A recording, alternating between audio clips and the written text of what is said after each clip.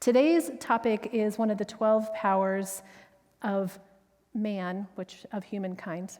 Kind of funny how we're still reeling with all of the patriarchal language, but the 12 Powers of Man by Charles Fillmore.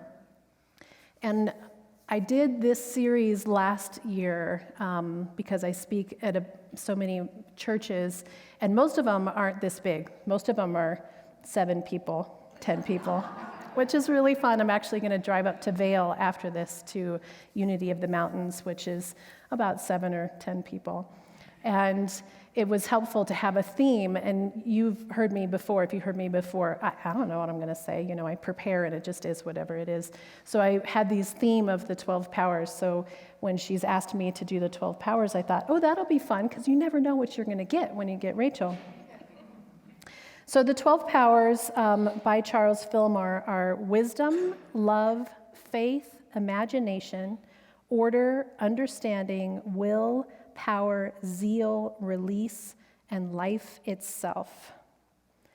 And what I love about how Charles Fillmore founded these is that he and a whole bunch of others around that time, right? It was really this awakening moment of this spark that clearly was a transmission to many, many, many people at that time to awaken to the next level. And they looked at traditional Christianity, they looked at Eastern philosophy, they looked at all of the things that were happening in thought, and they said, why do we have to compartmentalize it? Why does it have to just be this, this, this, this? And so that's really where Unity came from, and divine science and science of mind, and all of this new thought movement that came at that time, which was profound. And one of the things that came out of that was healing. That Myrtle Fillmore healed herself of tuberculosis. And that was unheard of. It was really unheard of. Really, at that time, people in traditional Christianity was, only the church can do it for you. And there were some sects that were a little more open-minded, but New Thought really came in and said, every little cell in my body is well. The fact that she could so clearly connect with her inner self and see herself as well because she is a perfect child of God is so profound. And the more I'm learning, as I said last time I was here, about the New Testament and about Jesus, because I was raised Tibetan Buddhist, so clearly that was not my upbringing, and that I'm really now studying as a minister, what I continue to come back to is Jesus wouldn't have had the impact that he had he not healed people. If he had just said the stuff he said, people would have been like, okay, well, that's an interesting story. I don't really understand. They were kind of wild stories. But he healed people. He came and he said that there is an innate light within us, that we are the Christ nature. He was sharing with us this truth that we are all one. We are one energy. That if you believe, he said all the time, do you have faith? Do you believe? And if you believed, then you were healed. And there's stories in the Bible of, the woman who had been bleeding for 20 years or something. And she just had to have the faith that she could touch his cloak and she would be healed. And then I think that what's interesting is we don't, it's like now those stories are so far gone that we don't attach to them in the way that we could do in today. We forget about healing, and we think only about physical healing. And then sometimes in New Thought, we mess it up a little bit, and we say, oh, you got cancer. Well, your mind must not be clear. I don't think that's how that works. I think that life is complicated. I think our bodies are complicated. I think our energies are complicated. And, we have this vessel, and it's not easy to live in this vessel in a lot of ways. And so what we can do here is we can start to connect to wisdom, to our inner self, to our true innate inner wisdom. And that wisdom that comes is very different than how we've been taught in society to be. So we have these 4 aspects of ourselves, and we're in a place in society that is completely new and different. We have never been so comfortable. I think I might have mentioned this last time. I'm in this place where I'm really realizing we have never had such creature comforts. A refrigerator, air conditioning, heating, TV. When I grew up, my TV was this big, and I was an only child, and my mom was going to graduate school to get her PhD, and that TV was my best friend, my absolute best friend. And one day, I'm putting on my roller skates, and I go like this, and it kicks the TV, and it breaks the TV, and I called my mom, which was a really big deal, to call her at the school, and someone had to go find her and get her from the thing. Mom, I broke the TV. This will make my best friend. And now we have TVs that are 55 inches isn't that big anymore, right? We are obsessed with something from the outside bringing us contentment. And the more we have from the outside that can bring us contentment, the more loneliness and inner doubt and sadness that we have. We have never been so lonely as we are today. How tragic is that? Part of it is because we have these beautiful homes with everything that we could ever need, and even the people inside are living their own life right next to them. So how do we connect? And the connection comes from being aware that these 4 bodies that we have need to be integrated, that we need to honor each one of these parts of ourselves. Our physical body, our intellectual self, our emotional self, our spiritual self. And generally, we're pretty good at 1 or 2 of those things. I'm terrible at the body one. I don't like working out. I don't like eating well. I'm like, I wake up, I'm like, oh my God, and I'm 53 years old, and I think this is ridiculous, but I got to do something about that. I'm not that intellectual. I'm not that, I used to really beat myself up about not being smart. I got terrible grades and barely passed everything, and, I wasn't smart. But my other 2 bodies are really good, My emotional self, I have real deep connection with my emotional self. I have more connection with my spiritual self than ever. So noticing those parts that need to be integrated help me understand, am I coming from my intellectual self? Am I coming from my spiritual self? And when we look at wisdom, sometimes we get that caught up with, in the 12 powers, it's along with judgment. It says wisdom and judgment. And I think we immediately go to the judgment of like, this is right, this is wrong. When I think of judgment in terms of the 12 powers and of new thought, I think of it from this place that's, it's so much more gut than that. It's the body part of this 12th power is your solar plexus. It's that place inside of you that just knows. That just knows. You're in a situation that doesn't feel right. You just know that it's not right. You're in a situation where you meet somebody and immediately there's a connection, and you just know. What is that? And science is telling us that we have neurons within our heart and our stomach that have feelings and emotions and hold memories.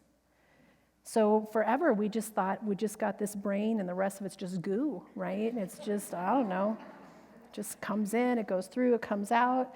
No, there's actual intelligence in our organs. Actual intelligence in our organs.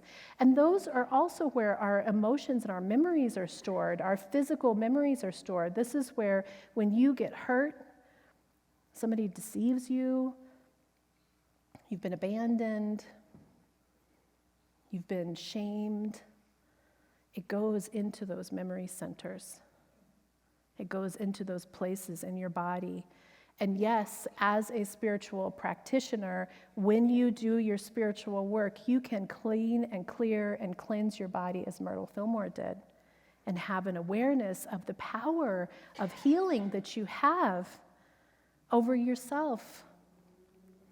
In soul recovery, my foundational concept is you have control of nothing. You have control of nothing. Powerless.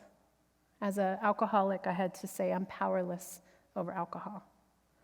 And as a human being, I have to say I'm powerless over everything outside of myself. But that doesn't mean that I'm not without power or strength or wisdom. What it means is that I can move into a place of myself that says, I'm integrating my 4 bodies. I'm aware of the need of my body, of my intellectual self, of my spiritual and my emotional self, but I'm not gonna lean so heavily on my intellectual self that I think I'm in control. And so when it's not in control, everybody else is the problem. And it's our perception of that control.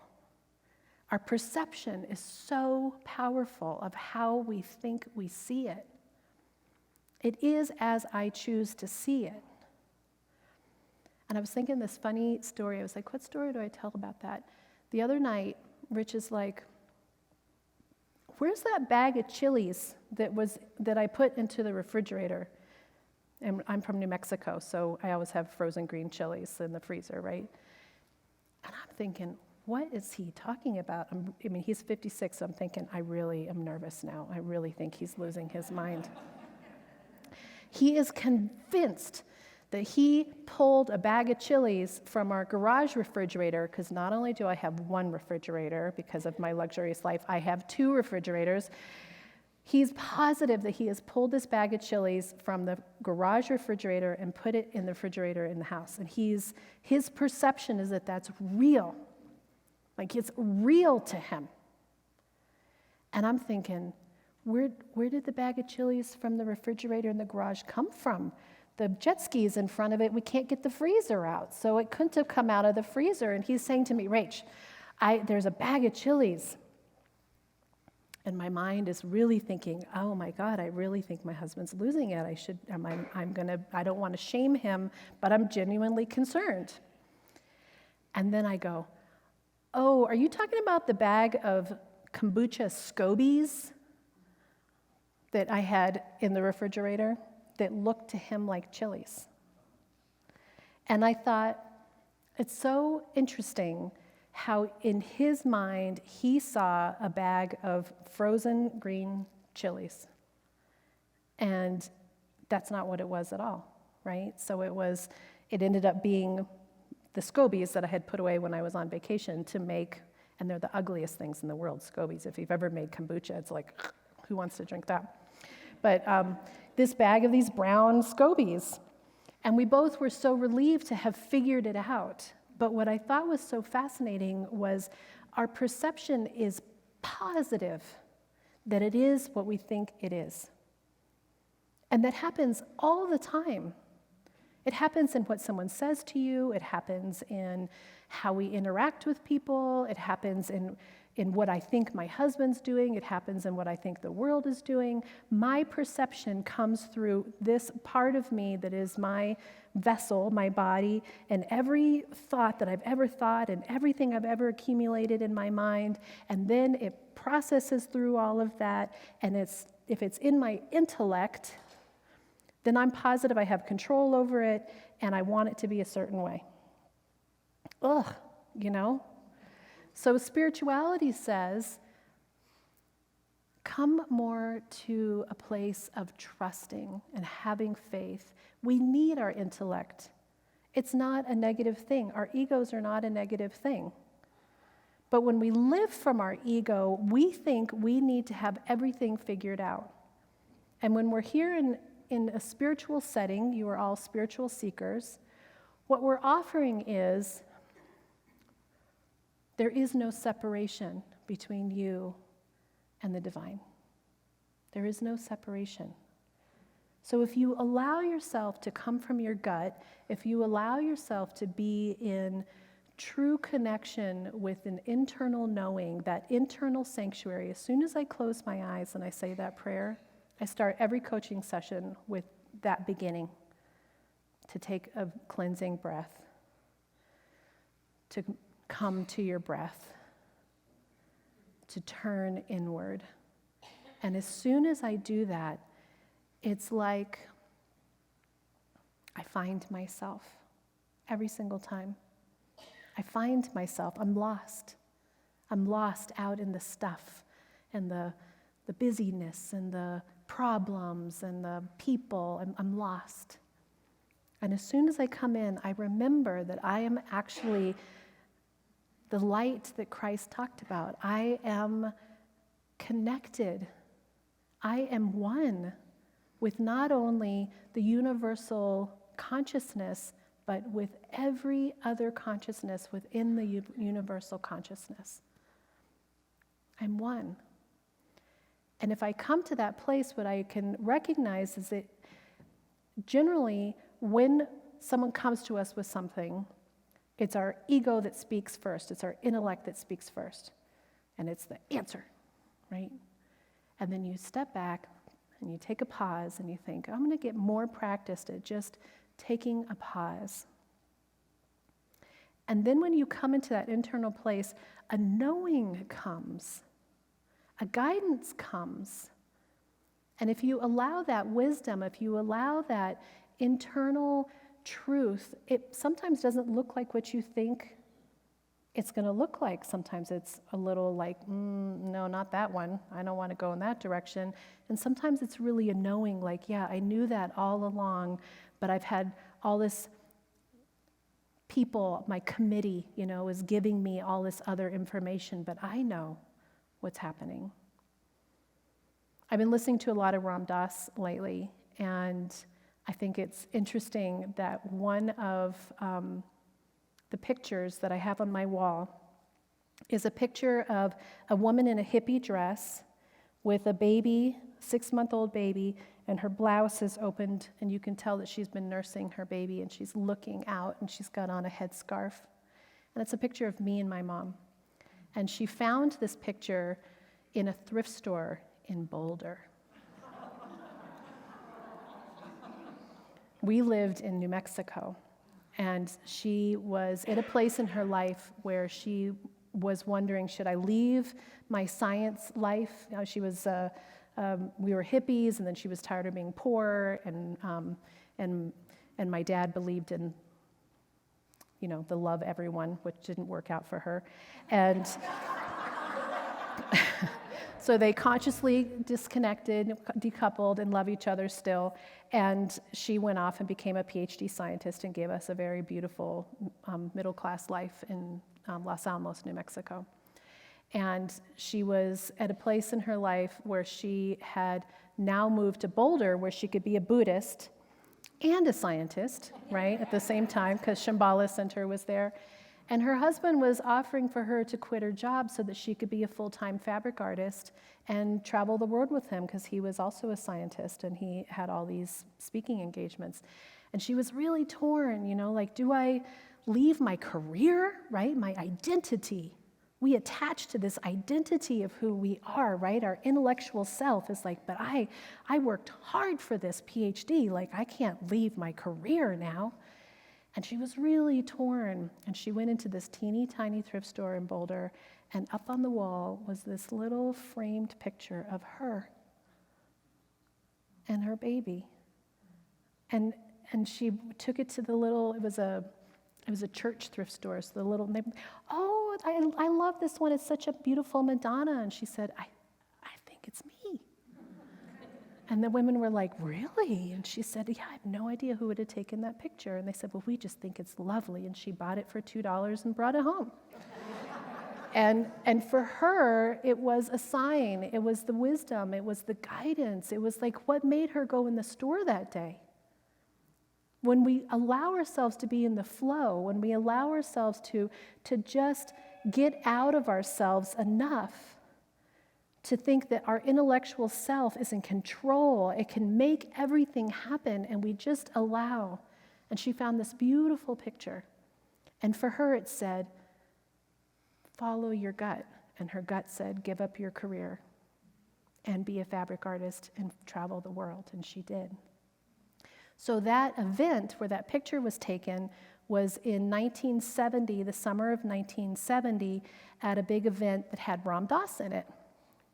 And so I think it's absolutely fascinating that Ram Dass and a whole bunch of other hippies were at this gathering that was the picture that changed my mom's life, and I find myself listening to a lot of Ram Dass. So one of his statements, in the Be Here Now is, when we are in the present moment, when we're just driving our car, when we're just being with our friends, when we're just having dinner with our husband, when we're just watching TV, when we're just here in this room listening, you have the greatest capacity to touch the inner wisdom and the inner knowing that's available to us at every moment. It's when we get caught up in the ruminating over the past. It's when we get caught up in trying to force and figure out the future that we lose our innate connection to this divine source of wisdom that is within each of us at any given moment. And this Eastern philosophy that the Fillmores and the other New Thought movement teachers brought forth is so profound that it is marrying the wisdoms and not saying one is better than the other. It's saying that it's true. It's true to be love. It's true to be connected. It's true that we are all one. It's true that there is nothing wrong with you. It is true that you are without any, sin is that's a whole other topic, but we were raised to believe there's something wrong with us innately, and there's nothing wrong with us. That we are love. That love will always find a way. And so as we contemplate wisdom, and we ask ourselves, what is that? All we need to do is close our eyes and turn into our inner sanctuary and listen for that still small voice that is the universe conspiring for your greatness. And it doesn't mean that life isn't hard. Shrina and I were talking about this in the office.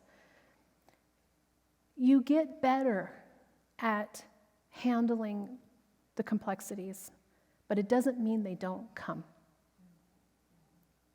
There's this belief that's like, oh, I'll get there, I got sober, thank God, literally about to die 5 years ago, totally different life now. But it doesn't mean that I'm not, some part of me was like, oh, if I could just get sober, if I could just get my head together, everything will be fine. Everything will be perfect, right? No, life is just as weird and crazy as it ever was, but I'm better. I'm better. I'm able to reach in and listen and allow the flow and the guidance. I'm able to discern what I need for myself. I'm able to be in a complex situation and listen to the guidance. And then if I didn't follow the guidance, to be kind to myself and have self-compassion instead of judging myself. That the judgment is supposed to be the gut feeling, the truth, not that it's a good or bad, but it's a knowing that every part of us is part of the way, that we can give ourselves grace and compassion and know that you have the wisdom within you. Never doubt. Never doubt. You were brought here for a reason. You were brought here for a reason. And to live from that reason, to allow yourself to be healed, to ask for healing, to ask for guidance, to have faith. I think that's a beautiful time to go into meditation.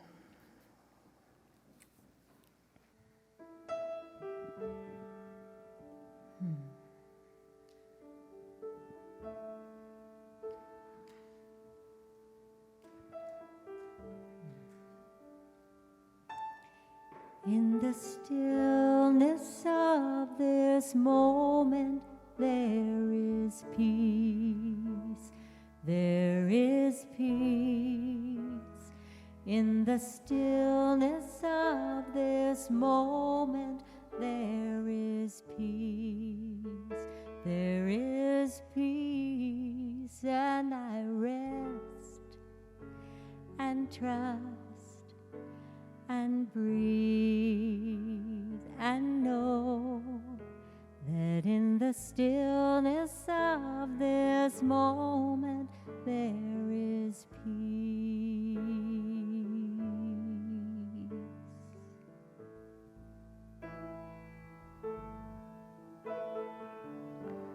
So in this moment, we just allow ourselves to be here.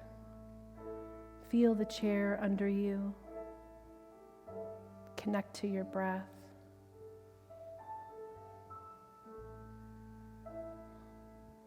What does the clothes feel like touching your skin?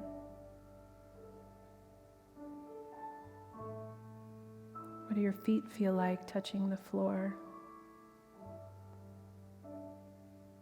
Turning within into this inner sanctuary, this island of refuge.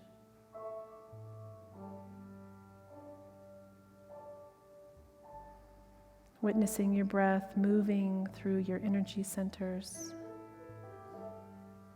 Recognizing the wisdom that is within every cell.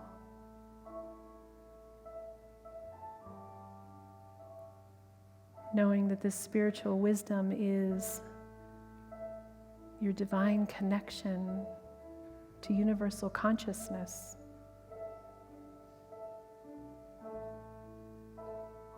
That you are an important part of this consciousness. You are the hands and the feet and the eyes and the spirit of the Christ within manifested. That you can trust this wisdom, this inner knowing. That you can allow yourself to be in the flow.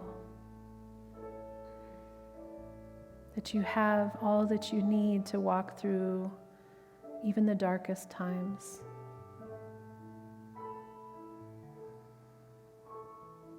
That you are precious, this one precious life that we have in this body. You are a gift. Coming back to your breath.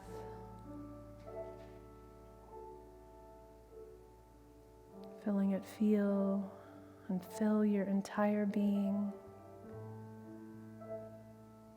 Seeing every cell of your body as healed. Every emotion as healed. Every aspect of yourself as whole. Touching deeply into the innate wisdom of who you are. Beautiful, perfect, awake, divine.